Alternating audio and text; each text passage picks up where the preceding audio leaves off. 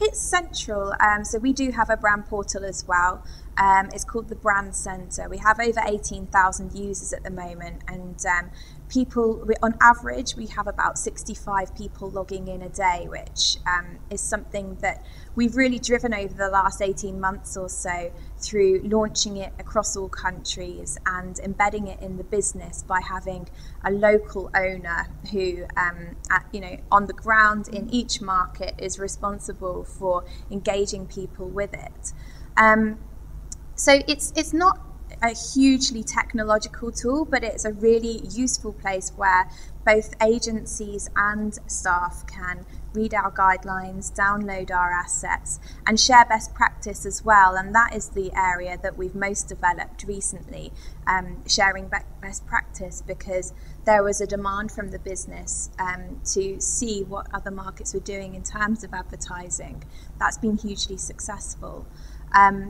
So the Brand Centre really is becoming a key business tool, and something that empowers each and every member of staff as a brand ambassador, which is really important in a service organisation such as our own.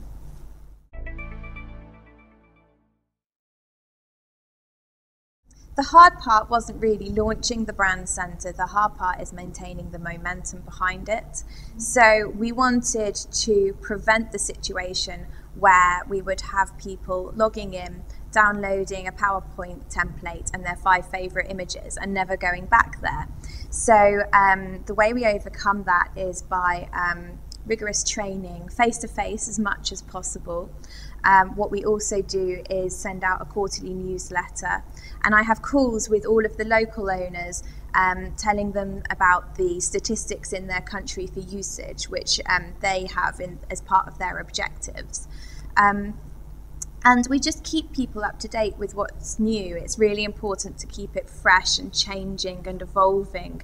And we involve people in that process. So what new templates do you want? What new images do you need?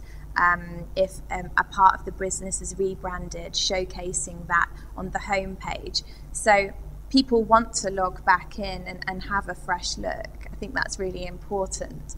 So again, I think as much as technology is essential to how you host your brand assets, the most important part is engaging people in the brand and training them on using those assets correctly. The other thing that we do is when we rebranded back in 2007, we set up a help desk facility that links straight through to our brand agency here in London.